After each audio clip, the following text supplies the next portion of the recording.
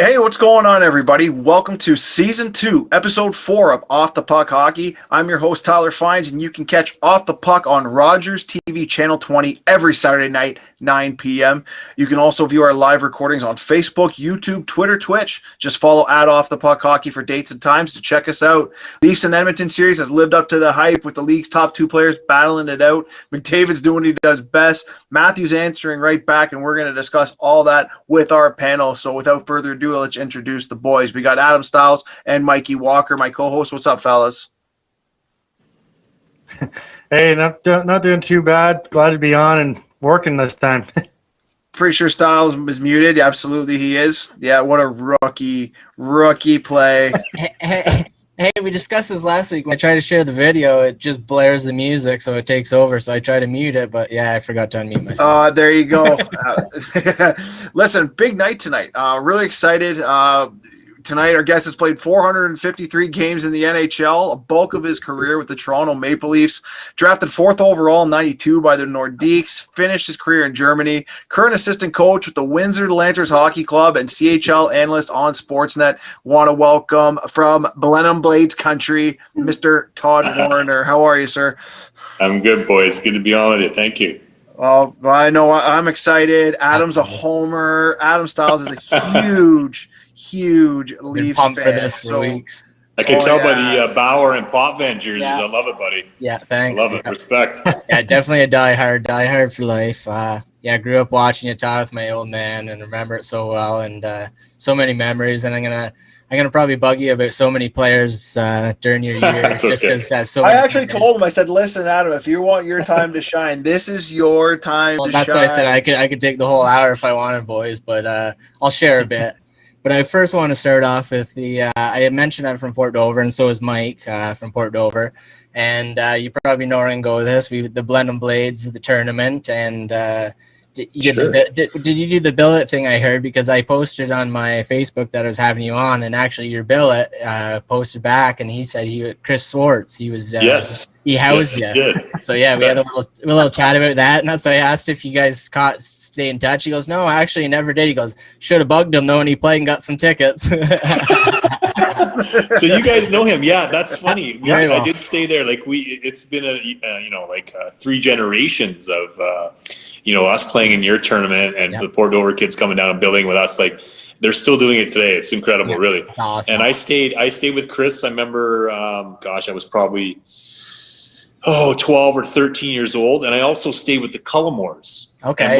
And I remember Chris obviously as well. He was a beauty. Yes. But I remember the Cullimore family. I was probably maybe the year before. I would have been 11. So I was like an Adam playing Pee Wee, and Jason was a year older or 2 than me.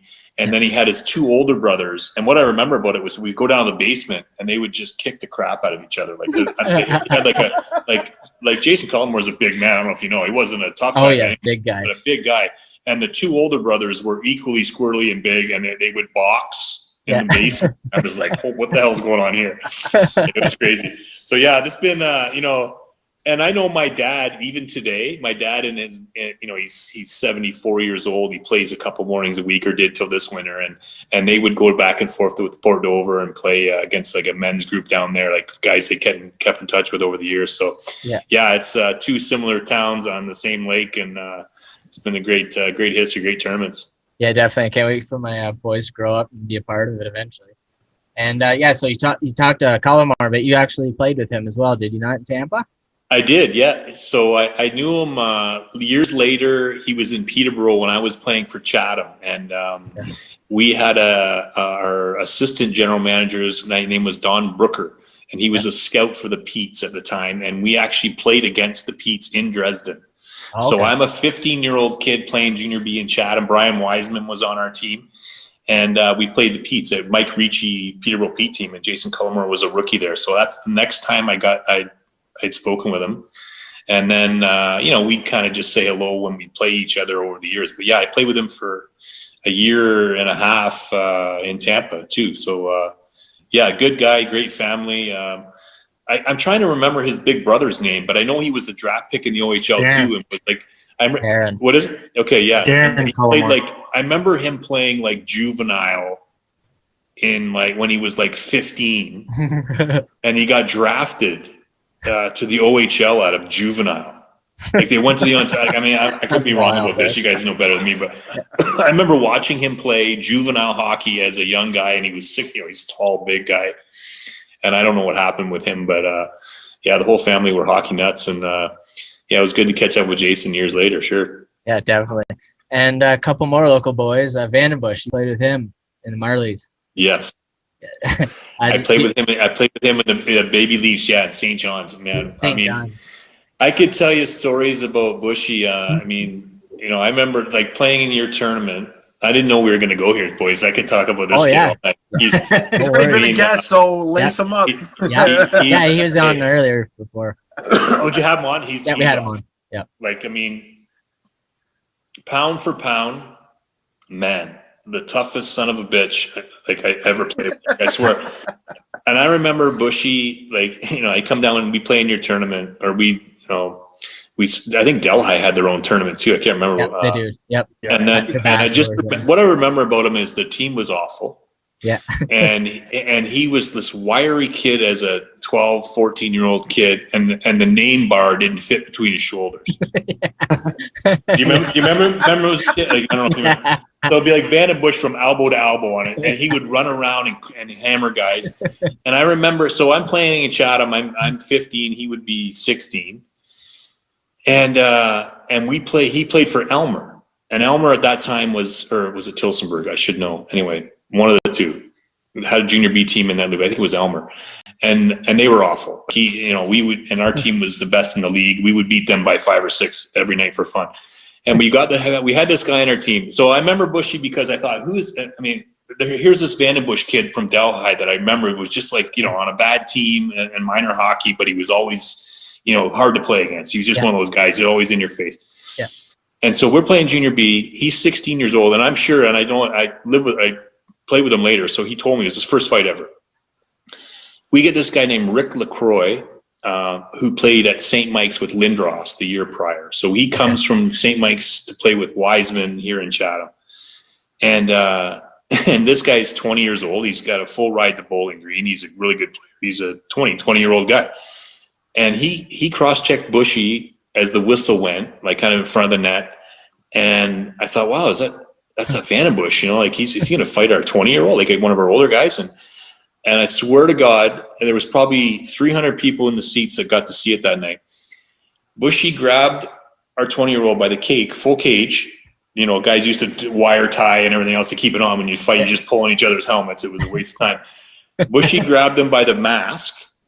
And by the time he ripped his helmet off, by the time the helmet landed on the ice, he'd knocked Rick LaCroix out. Like he hit him 3 times, and he was laying on the ice, and he was skating off. The helmet was still spinning on the ice at center ice. I mean, I was like, and he was 16 years old, right? So of course he gets drafted from a team that won 4 games that year in junior B to Cornwall, and I'll never forget his first trip into Windsor Arena. Our tough guy and he fight. And you can YouTube it. Tom Sullivan. Tom Sullivan was a Spitfire when I played, and Bushy and he fought. It's in YouTube. I think it's 1:33. So I don't know if you ever fought for 40 seconds, but 1:33 is a long time, boys. And they're in their t-shirts at the end. And Bushy's like $160. Our tough guy is 220 for fun. And they're just hammering each other, and it's right in front of our bench. I remember just going, God, look at the size of this kid. They get out of their stuff. They're in their t-shirts, the old blue, Stanfield. The old blue, yeah. They're punching each other. They're down to their knees. And finally, they just get in the way. They're both leaking. And Bushy tells the story that he went into the room with his trainer in his t-shirt, and he was wet. His shirt was wet, and he was he couldn't get it off. He was just so tired. And the trainer had to cut it off with scissors, cut his t-shirt off. I mean, I love that. I'm actually watching it right now because I wanted to look. Are you watching it? Oh yeah, it's incredible. It's incredible because I mean, and Bushy did it for the next 10 years for fun too. But everybody he fought he was out of his weight class. I mean, he's just a tough son of a bitch, man. And I love playing with that kid, and I see him from time to time now. He's awesome. I honestly, of all the guys I play with, you guys know where I've been. He's pound for pound toughest guy I ever played with. He's the kind of guy, you know what I said? I talked about him a while ago on a show. I said, he's the kind of guy, you'd be out with your buddies at the, at the bar, and you'd see him, and he say something might happen in the bar. You're in the bar and whatever, and this guy would say something to you, and you'd tell him, oh, beat it. He's 160 pounds now again, right? Yeah. And that guy would lay you and your friends down right there in no time, right? He's one of those guys. Yeah. Marco, shout out to Marco, our old resident buddy. I don't know if you remember him, Styles, but every time somebody looked at him, didn't matter where we were, someone was throwing down with this guy. We might have just walked in and someone just looked at him, and it was on. So here, I'll give you one last Bushy, and we can move on. Yeah. Bush. So I played with him in the minors for a year, and we had a lot of tough guys. It was like a the tough guys would fight each other to get fights, because it was like, there's 4 or 5 on all those teams out east at that time, 4 or 5 guys looking to get fights. Frankie Bialowas, Guy Lahou, Ken Belanger, all on our team, and every team had a team like that too. Yeah. So Bushy, they'd be having their they'd have like a meeting before the game to say, I got this guy, I got, whatever. How do we get noticed? How do I get out of this league? But years later, I'm in Tampa, and Bushy's in Chicago. And we call up this kid named Kyle Frederick, who was a West Saskatchewan boy. So you'll have to YouTube this one too. Kyle Frederick, Ryan Vandenbush. It's in United Center. The camera is on the far side of the ice, and the fight happens right in front of our bench. So Bushy, 5'10", 175, you guys know. Kyle Frederick goes about 6'6", 240. Okay, just a huge kid. Great kid, really one of the nicest kids you'd ever meet. Like, you couldn't wait to be in the lineup, was game, hungry to fight, would do whatever he could. Well, of course, Bushy sees this kid warm up, and he's like, that's the guy. I got to have him. and it's, you'll have to watch it, but they're punching each other. They're punching each other in the face right in front of our bench, and the camera is on the other side of the United Center, and it zooms in on our bench. And honest to God, boys, blood, teeth, everything is spattering all over our bench, and the guys are sitting back like this, just like, oh my God, like, what's really happening? So Frederick, our guy Frederick, lost a couple teeth. He had a stitch in his lip. He had another one over his eye. And Bushy, not a marker. And I see him after the game. I mean, he got hit with fists as big as his face over and over, but it didn't do anything to him. Didn't just swell him up. So I see him after the game. His face is red and swollen, Bushy. And he's just grinning from ear to ear. He comes at me. He's like, "Hey, Toddy, what'd you think of that one, buddy?" And I'm just shaking my head. I'm like, "Oh my God, bud! Like, that's incredible." His face is just red and swollen, but no cuts on him. And our guy, who's a whole head taller, just looked like he got shit beat out of him. It was incredible. No, I love Bushy. Bushy's a good man. That's awesome. And one more guy before I throw it over to you, Walks. Rick Wamsley is your assistant coach. Yeah, I had Wammer. He was our goalie guy. He was Cat's guy, right? Like Felix's guy when I first started. And I don't know him well. I know he's from the area, and I know he's still working for somebody. I should know this, but Dallas? I forget. I know he's still in the league. Yeah. But I was a young guy. I did a fair bit of work with Wammer. Like, when I wouldn't play, you'd be the guy that would be shooting on the spare goalie, and Wammer would always pluck me out of the line and say, "You're not going tonight," or whatever. He'd come shoot on the goalies. But I do know he's from there, and that was a great time in my life. I got a chance to play in the NHL. Pat Burns coach team, and I have all those guys at that time were good to me when I was just starting out. Right. Nice. Walks, what you got? Well, I just kind of want to go into, like, when you got into the OHL there, you had some pretty decent numbers playing in Windsor there. Kind of, what was it like playing out of Windsor, and the lineup that you guys had there? You guys were pretty decent. Yeah, I got drafted. So our coach was Motor City Smitty, Brad Smith at the time, and so it's a long story. I mean, Brad was a Leaf. His agent was Newport, so Don Meehan was his agent. That Chatham team I played on, we went to the finals that year. So Windsor was done before we were, and Brad would come watch us play. And so I had a good feeling about it. I didn't know how the draft would go, but I think I felt good about Windsor, and it was close to home, obviously. So they picked third. I ended up going there. And the second round pick that year was a guy named Corey Stillman. So, I mean, I came in as a rookie. We played probably half of that year together. And then we picked up a guy named Jason Cerrone at the deadline. And he came from Cornwall, 50-goal scorer. So we had a pretty good team that first year. Lost to a good Niagara Falls team in the second round, but we beat London. It was a good team in the first round. And then, I always say, like, my time in Windsor, I was picked in the team was, picking third for a reason and struggled the year before, but we turned things around pretty quick. Jason York was our captain. We had guys like Tyler Ertl and Kevin McKay. We had some veteran guys that were pretty good, and they were good. Tyler Ertl, there you go. There's a name. See, you know that guy? Yeah. I skate. Tyler and I. Funny story. I didn't mean to cut you off, Todd, but I actually skate with him in the. He runs the Green Gloves program up here, and I did all of his OHL or a bunch of his OHL skates this summer. Yeah, good guy. No, I know him. Hell of a hockey player. My son actually played for one of his Green Gloves team. He's got a son. He's got an 2005 born son. I can't remember his name. Justin, maybe? Justin. He's the stud. He's he's down in the U.S. playing right now. Unreal kid. I think he's got D1. I think he's going to Cornell. I think it's Cornell or Boston. Is that the 03, the North Bay? Anyway, so I know one of them. They're really good anyway. Good family. He was a good player. He was good to me. And he was a draft pick of maybe Vancouver. I can't remember, but anyway.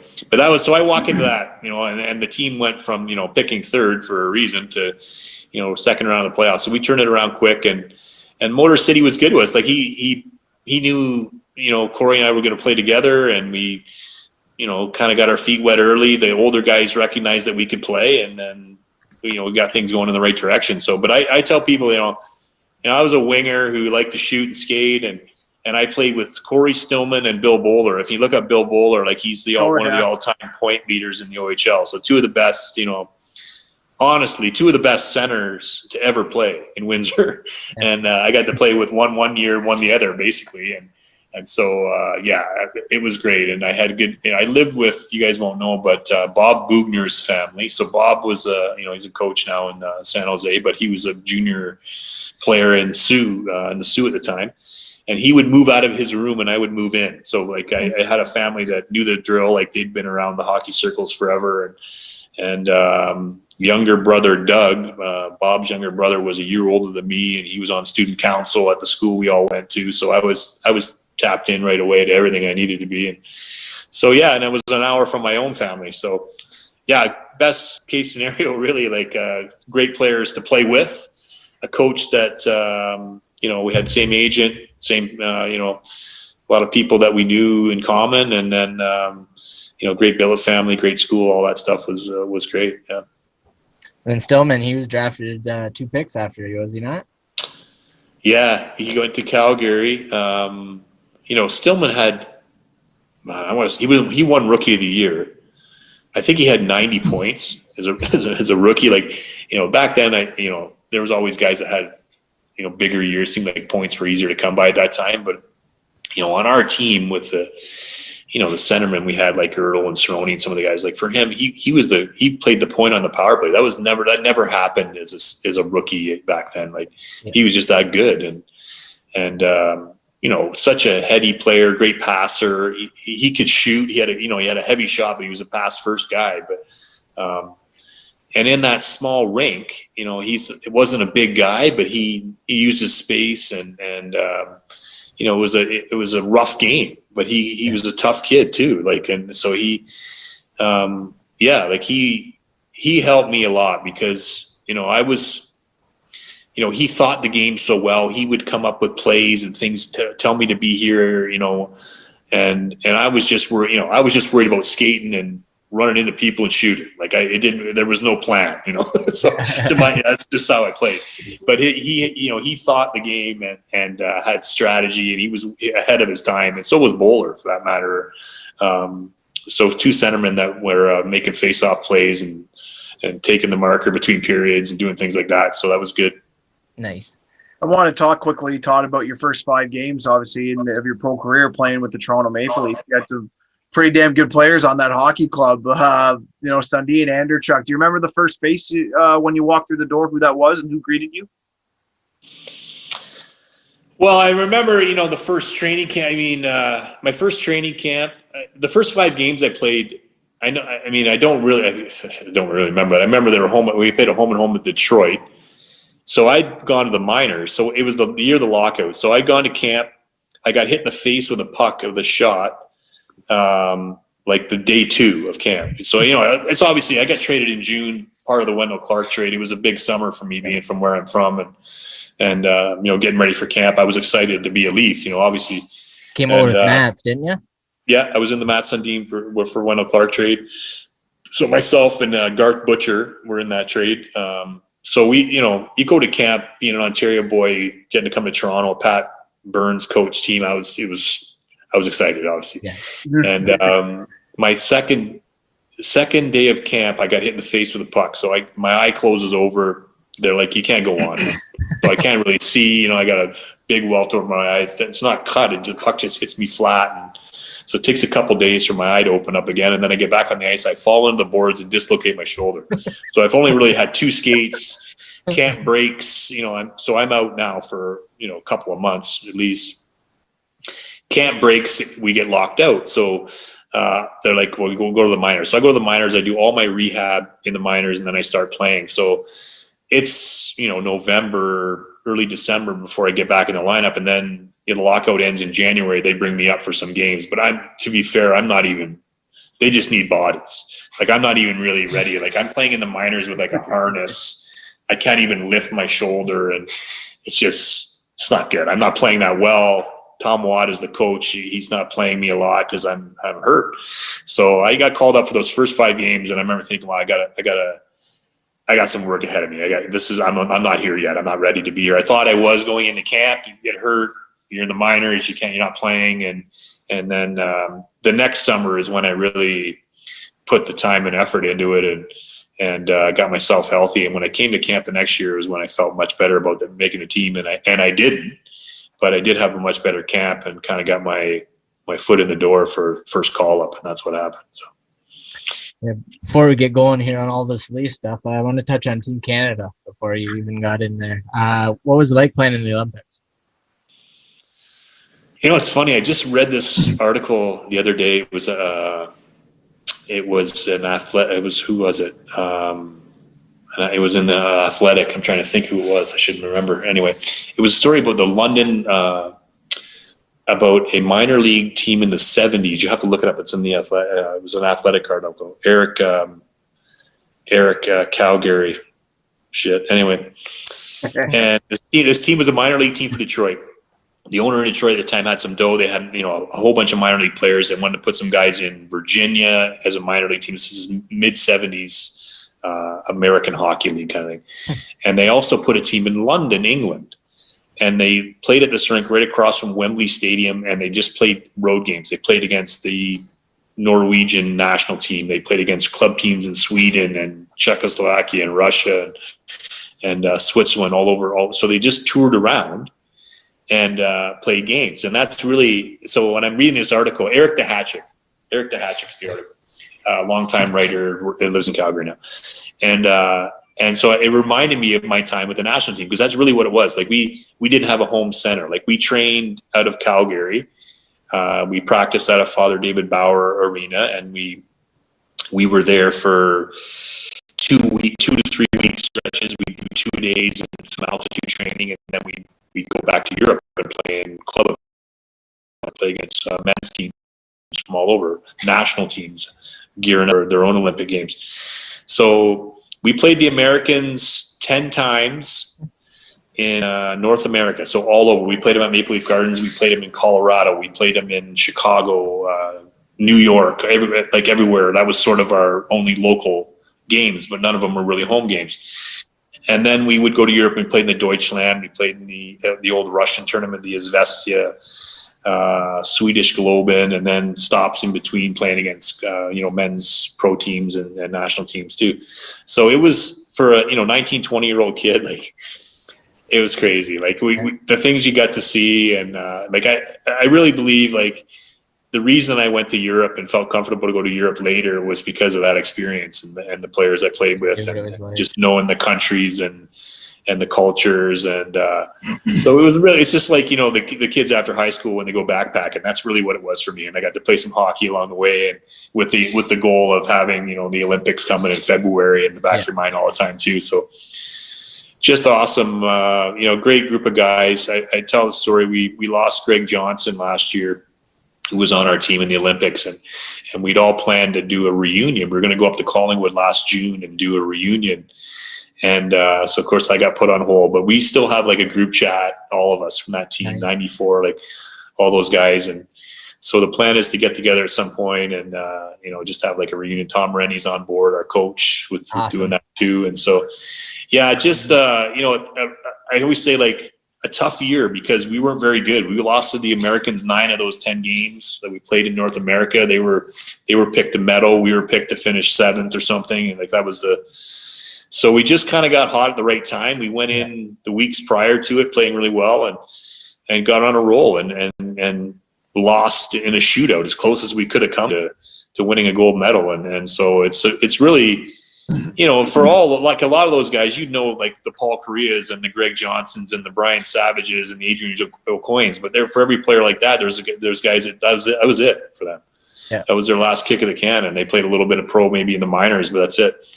So that's a experience in my career I look back on now. That's one of the greatest ones. We lost, but it's still a medal, and it was a great experience. So I loved that team, and still keep in contact with a lot of those guys.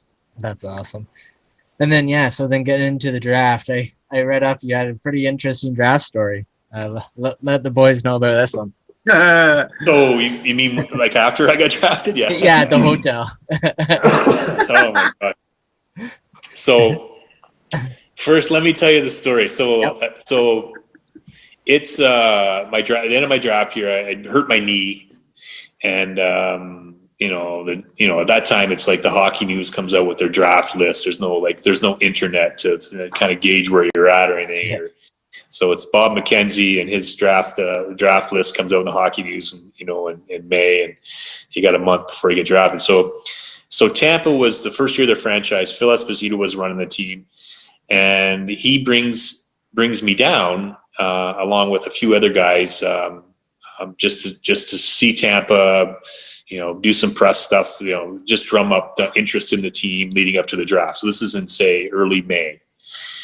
So it's Brandon Convery, it's myself, Mike Rathje, should know. I'm trying to remember who the other guy was. Anyway, so we spent 3 or 4 days down in Tampa. Phil takes us out. We meet with some of the media, like we go to a ball game, whatever. Just hang out in Tampa, get a feel for the place. It's spring in Florida. It's great. So I come home the next week, and Phil calls me at my parents' house, and he says, listen. I know it's early, but you're our guy. We're going to take you first overall, and I want you to know you have to keep it on your hat. But we liked what we saw this weekend, and we think you're the kind of player that whatever. So I got to keep that under my. So I got a month or more to wait on that, and so I tell my immediate family, a couple of my buddies, I'm like, keep it on the down low, whatever, right? So I think I'm going to Tampa. So the sidebar story of that is like I'd met with the Rangers, I'd met with San Jose. I met with a few other teams between Christmas and that date, but that's really it. It wasn't like today where you would go to you'd go to the conference room and you'd have like the car wash where you go from one team to the other and have a big, a whole bunch of meetings. That didn't happen. They'd have to come to you. They'd take you to lunch in Windsor, and that's how you met with scouts or potential teams. Nation in Tampa. So.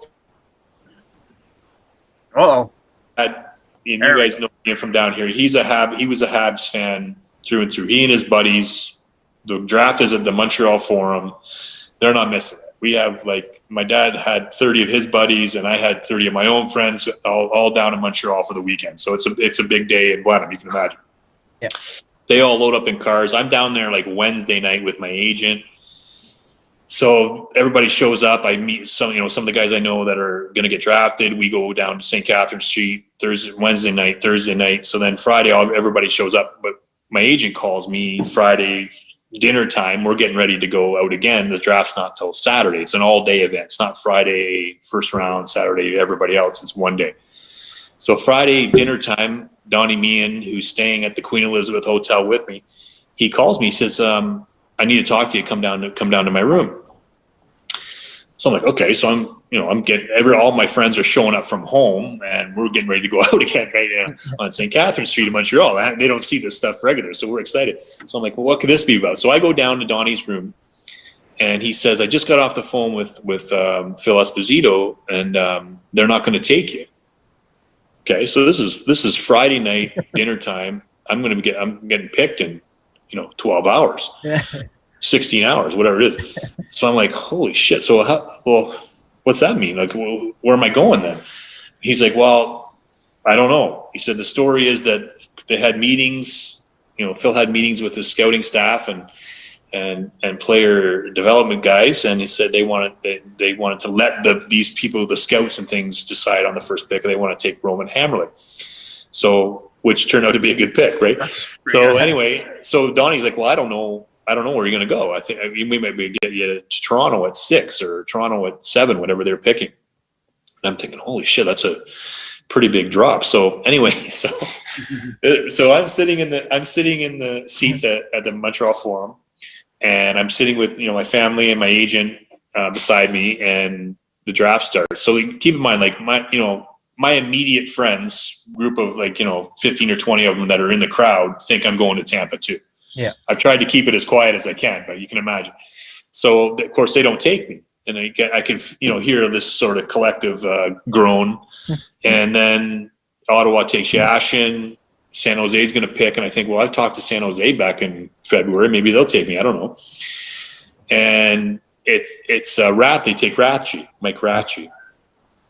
So then it's Quebec is up, right? So I'm sitting.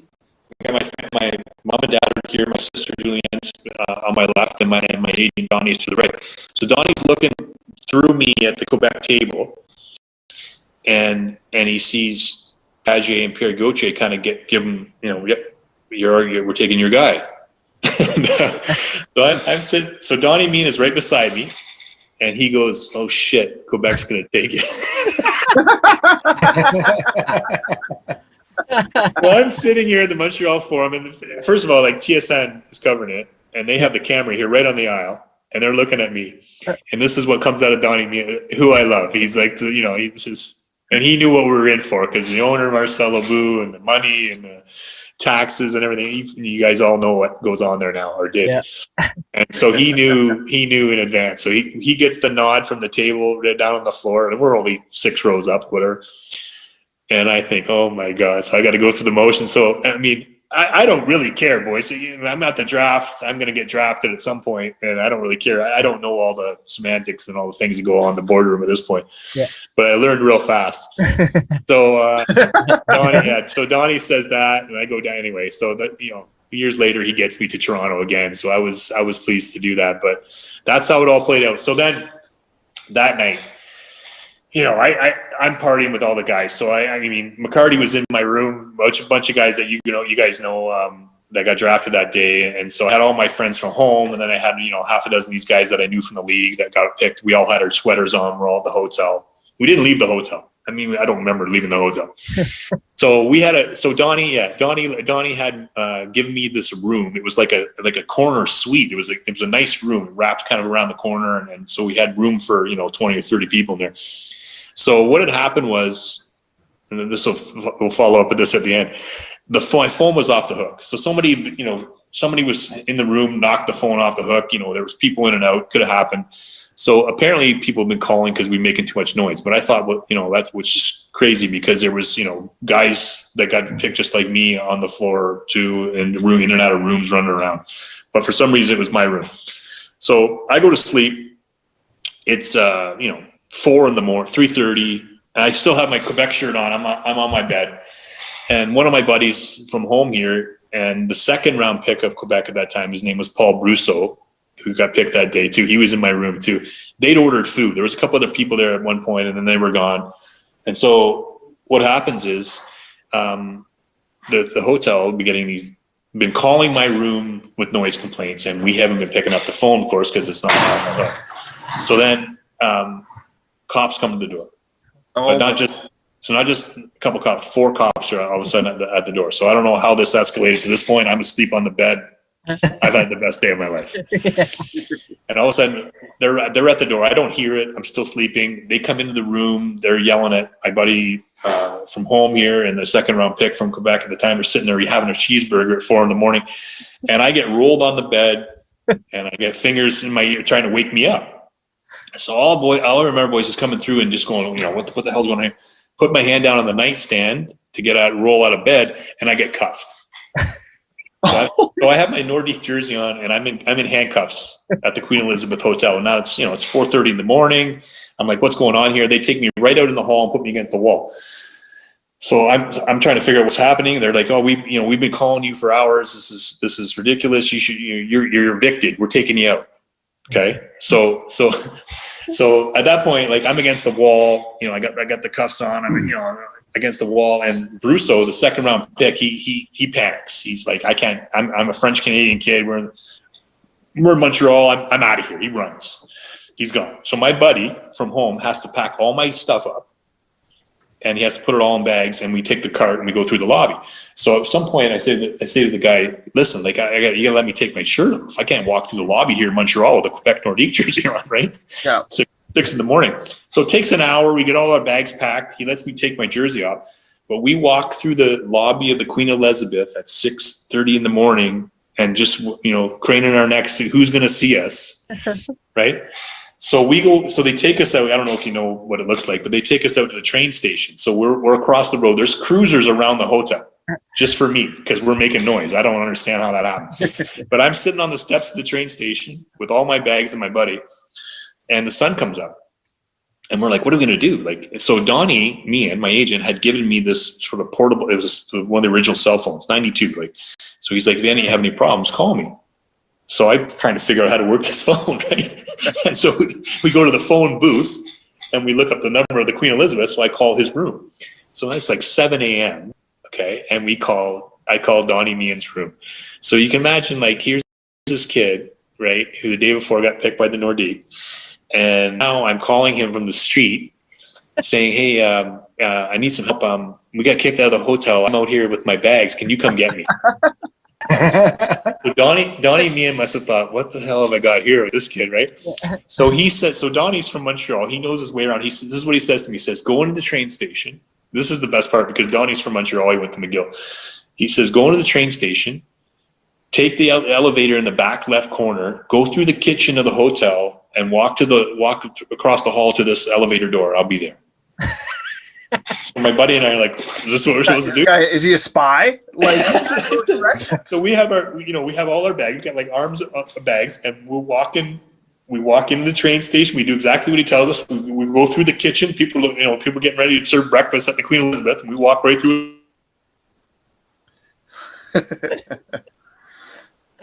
Oh, we got a little delay. What happened? Oh, hopefully he comes back. I really want to hear the end of this story, but hopefully he can hear me. If Todd, but you're frozen, so I don't know what happened. But your kids are on the internet; they're playing Warzone, they're eating up the bandwidth. But story is too good. It's too good. Yeah, I can't wait to hear the end of that. But the first question that comes to mind for me, Walks and Styles, is like he's got to be like, how would he know all that stuff? Who the agent? Yeah, that's kind of. You're gonna go down here. You're gonna do this. Did you lose me? Oh my god! Yeah, we lost you there. Did you get? We lost you for a second, but you're back, and that's what matters. So we got you going down the elevator. We're going down the elevator.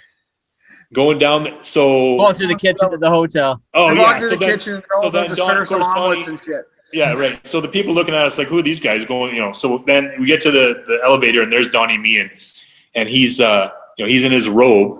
Okay, he's in his robe at 7 a.m. And he just shakes his head and he's like, what are you doing? So he got us another room, and that was the end of it. But yeah, like imagine that today. Imagine that today. Like, I'm going through the lobby, and then somebody would see you, and you'd be on camera and cuffs, and it would have been over before it started for me. But yeah, so we got lucky in some sense because my agent knew his way around. We got back in, but yeah. So that was my draft story, boys.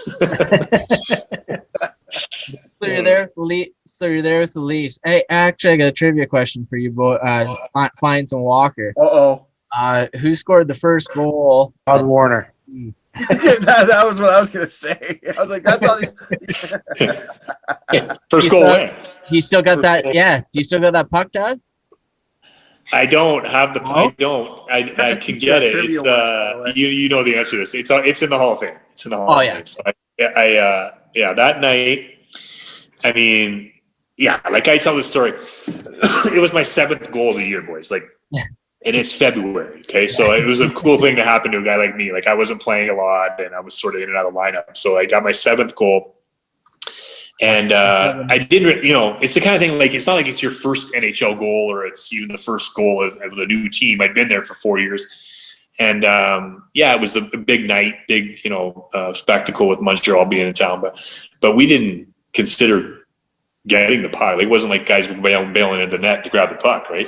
Yeah. So it got scooped up by the linesman and taken to the scorer's box, and the Hall of Fame grabbed it. And so I didn't even care. It became a bit of an issue with some of the memorabilia from that night. I think there was a bit of a conflict between the Leafs and the Hall of Fame, who got what and who was entitled to this. Yeah. And I didn't care. So they actually asked me at the end of the game if I could take my stick. So they took my stick and they kept the puck, and it's in the Hall of Fame. And it's been on display kind of off and on over the years. I had not seen it, but people tell me they see it all the time. And I do have a letter from them that says it's mine to take whenever I want, but awesome. Why would I do that? Right? Leave it in there. I was in the Hall of Fame. I guess who else is in the Hall of Fame? You are? Canada CWHL Coach of the Year. CWHL awards in there, bud. Yeah. Wow. I got lucky with that one. So Todd, what was it just like playing for, I'm going to say, the biggest franchise in NHL history, and compare it to, I guess you can say, like, the media and everything, compare it to, like, I guess you can say Tampa, you played in Tampa, or Phoenix, or any of those southern teams?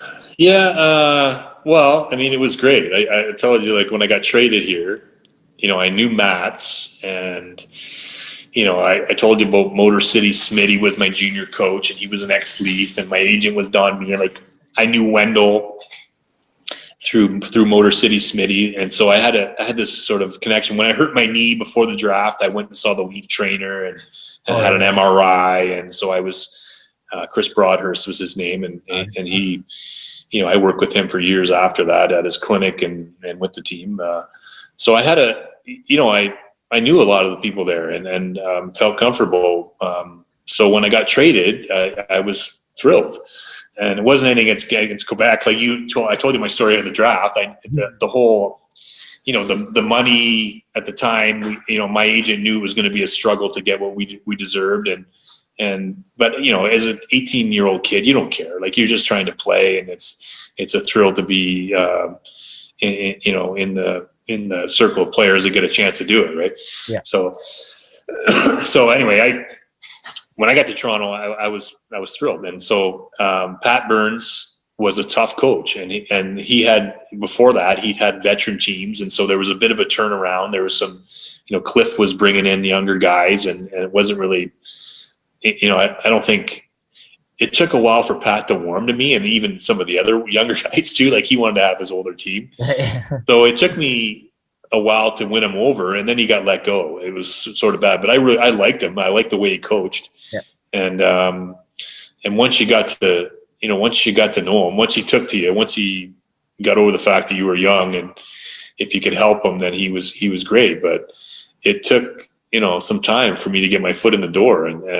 But the media, as far as the media stuff, I mean, I tell people when I got traded to Tampa, it felt like a different league.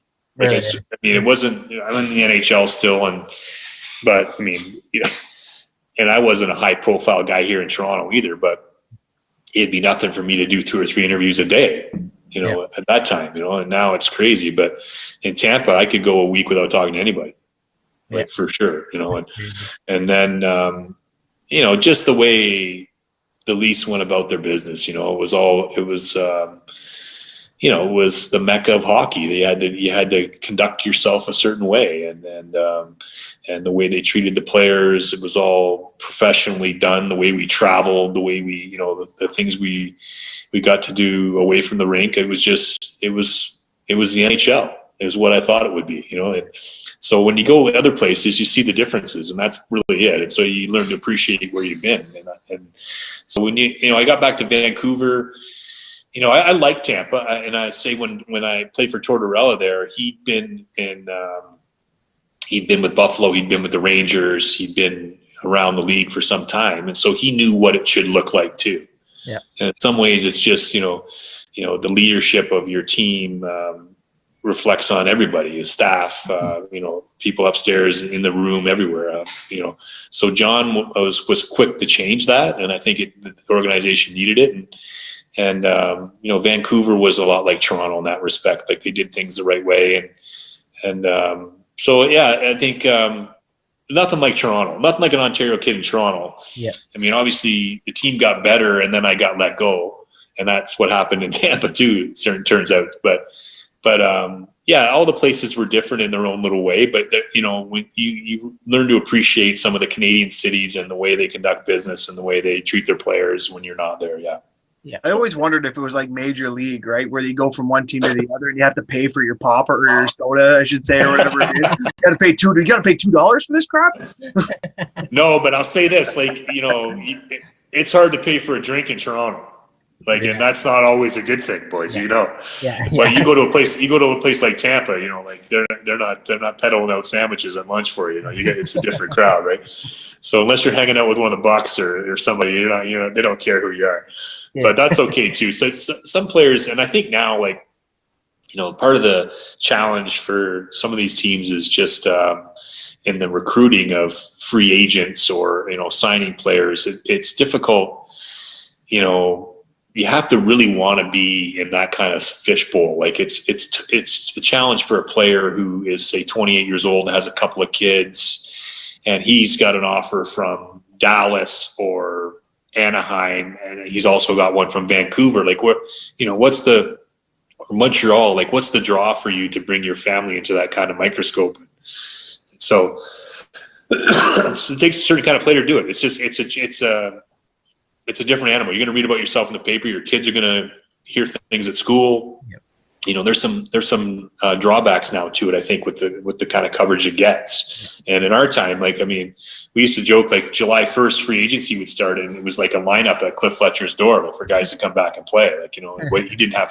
Nobody had to work to find guys that wanted to play for the Leafs. And yeah. I think it's a bit more challenging now for some of the bigger markets. Yeah. Absolutely. You finished up your career in Europe, and I just want to talk about those 6 years and how you enjoyed your time there. I loved it. Like I told you guys, I played on the national team, and well, for example, that particular year in the national team, we went to the Deutschland Cup. We played in Stuttgart, Germany, in the Deutschland. We played at Lujviki in the Russian tournament, the Izvestia they call it, and then we played in the Globe. We played in the Globen in Stockholm. So when I went to Europe, I had an offer from Djurgården, who plays out of the Globe in Stockholm, and then I also had an offer from a team in Moscow, CSK, and I had an offer to go to Finland and Helsinki. I played in all those places except the one in Helsinki. But I knew the new rink was really nice, and I knew a couple players that were playing there, so that's why when I first went. So I think just having an idea of Scandinavia for one, we knew our way around a little bit there, having traveled. We knew Germany. And knowing some of the players that were in the league already, it was just an easy decision. So I think, it takes, my daughter was new, she was a newborn, and we didn't really want to take her to Russia. We weren't sure if it was really safe, to be fair, at the time.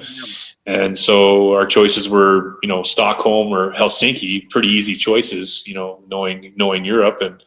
And we just went from there. I got hurt in Helsinki, didn't get to come back. I ended up in Switzerland. I knew my way around Switzerland, going back to my minor hockey days. One of my coaches growing up had played in the league. Our Bantam team went on a Swiss tour. So when I was a 13-year-old boy, we took a team to Switzerland, if you can imagine. Raised money. It was a big, huge trip. We went for 3 weeks. We played all over Switzerland. So was that in the spring, in the springtime, or during the winter? It was over Christmas. We went from, okay. December 18th to January 6th or whatever. Back in Oh, it was 86, I think, or 87. I'm not even, I should know this, but we took a team on a trip. Our team had won all Ontario the year before. And then this gentleman was a businessman and he played in the Swiss league, had connections all over and sort of sponsored our team. And we did fundraisers and went. So I knew Switzerland. So I knew about 15 or 20 of my teammates from my time in North America playing in Germany. So I kind of did my homework when I was over there and said, where's the places to go and where can I get to? And so Germany was sort of the final spot. And in Germany, I say it's most like playing at home. I would say Finland is probably most like playing at home, but you don't have 3 imports. So you can feel a little isolated. We were in Helsinki. We were lucky. We were in the city. But in Germany at that time when I played, there was 11. You're allowed 11 imports. And on the one team I played on, there was 9 Canadians and 6 of them I'd played with before, if you can imagine. So it's like a reunion in Europe. You're playing like what's a good quality American league level and you're playing in a good league with lots of other Canadians. So the style is similar to what you're used to. So I loved it. I mean, got treated great. In the end, it was just injuries really and not wanting to kind of uproot your family again. We had 3 young kids at the time and it was just like, are we going to move again? And so it was sort of like, wasn't really healthy, had some neck and shoulder problems. And so just decided to wind it down. But I loved it. I loved Europe everywhere I went. I noticed your penalty minutes skyrocketed while you played over there. What was the change there? Just the soft laughing? No, it's just the difference in, I mean, I didn't fight. Like I probably had 3 fights in 4 years, but I mean, you just play hard. And I think it's like a soccer culture. They don't allow a lot of stuff. You get 10s for everything. And then, it becomes a bit of a reputation too. Like language barrier. Like I would try to negotiate with these guys, be political.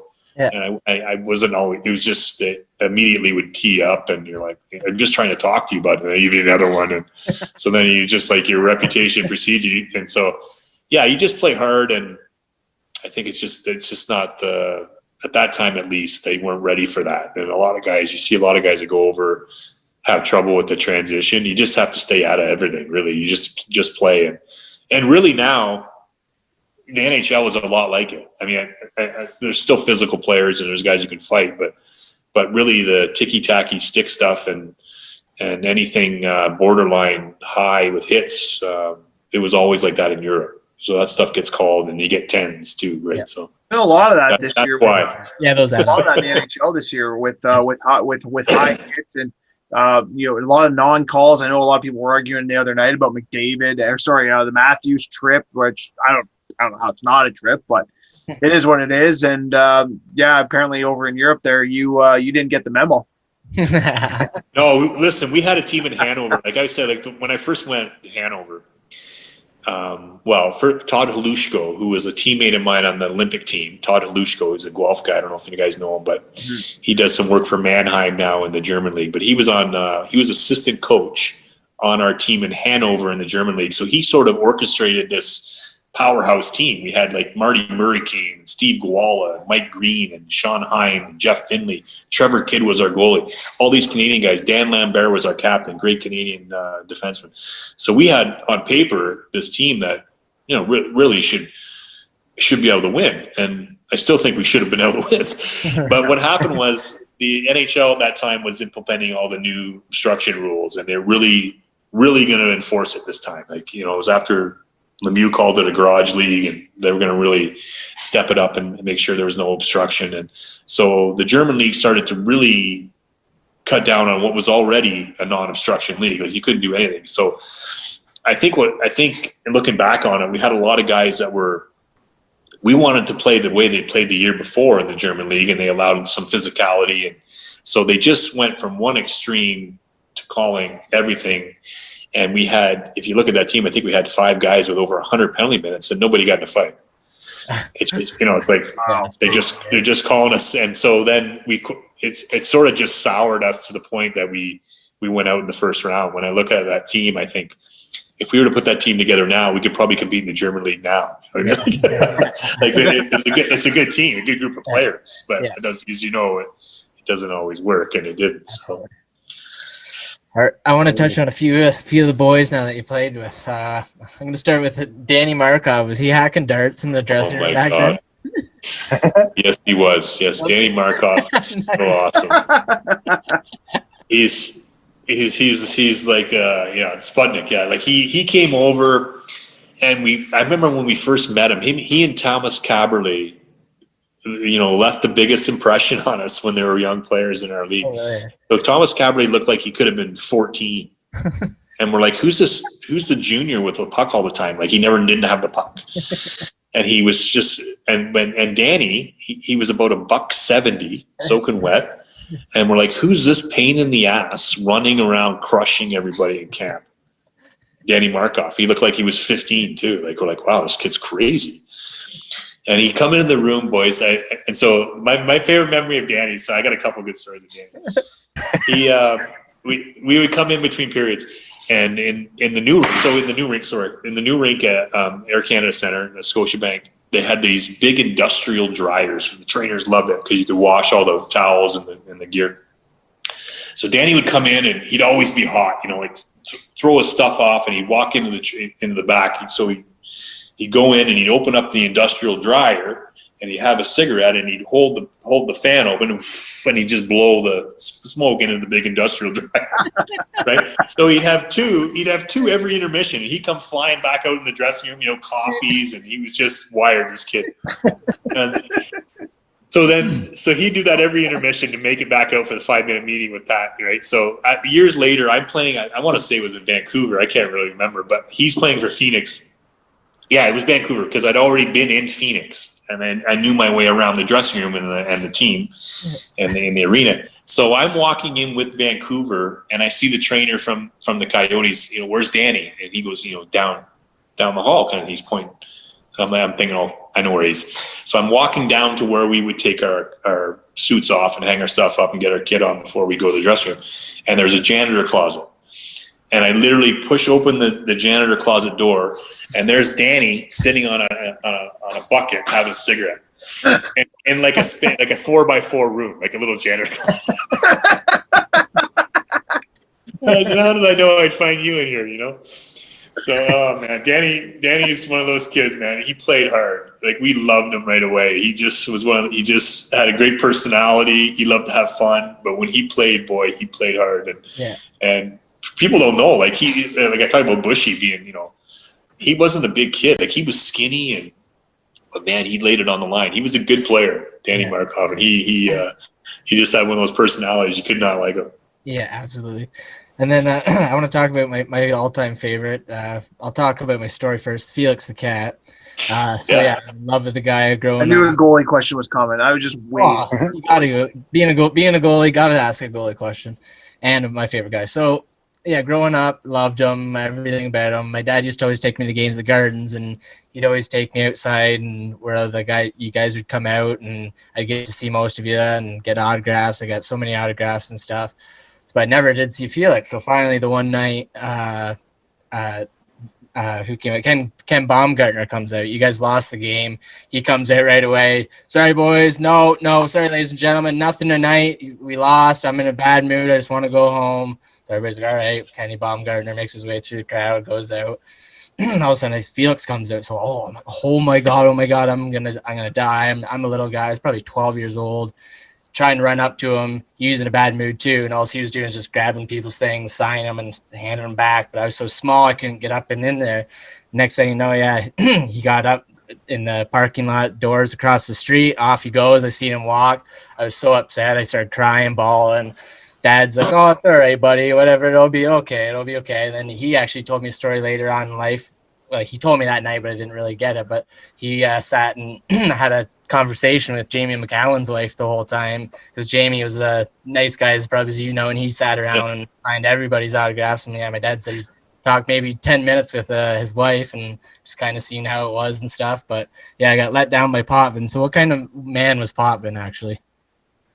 Well, Cal was pretty shy. Like, that maybe why he probably wasn't comfortable. Yeah, so that's he totally that happened. But but for every one he missed, he signed 1,000. You know how he was, Yeah. But yeah, and Cat was I only got Cat for a year, and then we year and a half, I guess, and then the whole Cujo thing came down, right? So I always felt bad for Cat because he kind of got caught in the middle of that.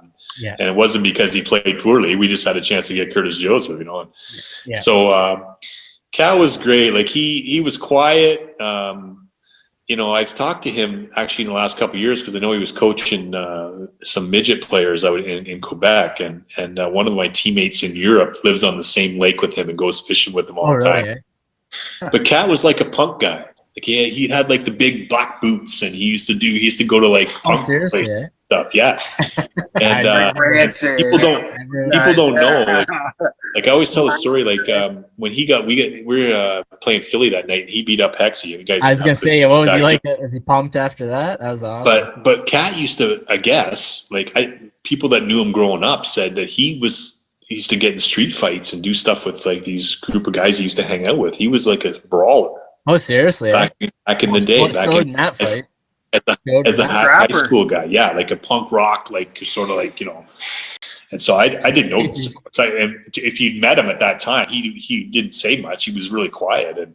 But so when that happens with Hexy, the guys are like, well, Cat can handle himself. We know he's going to do fine, and sure enough, he did, right? Yes, he did. So anyway, with Cat, I always felt like we got Cujo, and he got caught in the middle, and then we couldn't move him. Like there was an overlap there of like 6 months. I don't know if you remember, for 5 months, whatever it was, before we could get rid of trade Felix. And I just felt like, and it bugged him, and it should have, because he did everything for the team, and he was a big part of those teams that went to the conference finals. And so I just he was good to me. I was young, and he was young too, but he was a quiet, kind of shy guy. And then I think the way it all ended for him, I think was a bit left a sour taste in his mouth, and it should have. But he great guy, and played great for the team for a while. Yeah.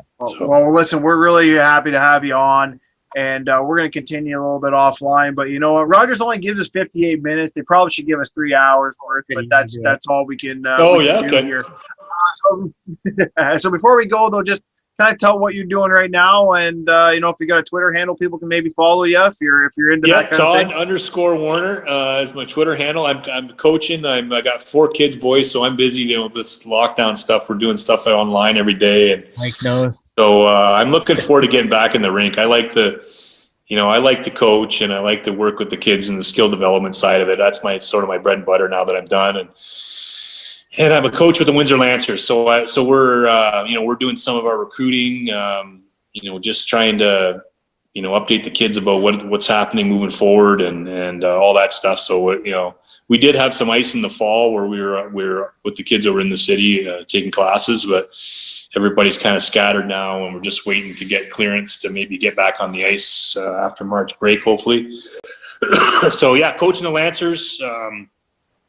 Just keeping track of my own family here now, but looking forward to things opening up, hopefully sooner than later, and getting back on the ice. So, well, listen, we really appreciate you here at Off the Puck for coming on. I know Adam, Mike, myself, not so much Walker. He's not much of a Leaf fan, but I sure the hell am. And But having you on is an absolute pleasure, and really thank you much for joining and being on the show. Thanks, today. boys. Good to chat with you. Good luck with the pod. Yep.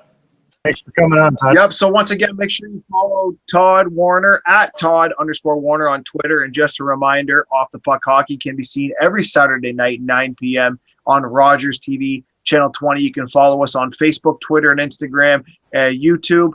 I'm your host, Tyler Fines. The boys, as always, Adam and Mikey Walker. Matty Huddle, the producer behind the scenes, making it happen. Marty Zylstra providing our theme music. This is Off the Puck Hockey. Let's go. Yeah, listen, thanks so much for coming on, man. I emailed while we were talking, I emailed the link to Heal. Oh, did you good? Okay, I'll talk, yeah. Yeah, I you know what, yeah, because I thought I had it on. I didn't bring my phone down here. I just would have texted it to him, but for some reason left upstairs. You like your screen in behind, buddy. What's it really look like? Is it like a beer fridge behind you? Oh yeah, here I'll show you in a second. No, I'll show you exactly what it looks like. Just give me a second. I usually do like two. So normally what I do is I've got a TV, a big screen TV, and I put the sign on here. This is my teams I coached. Yes, this is my one team I coached. This is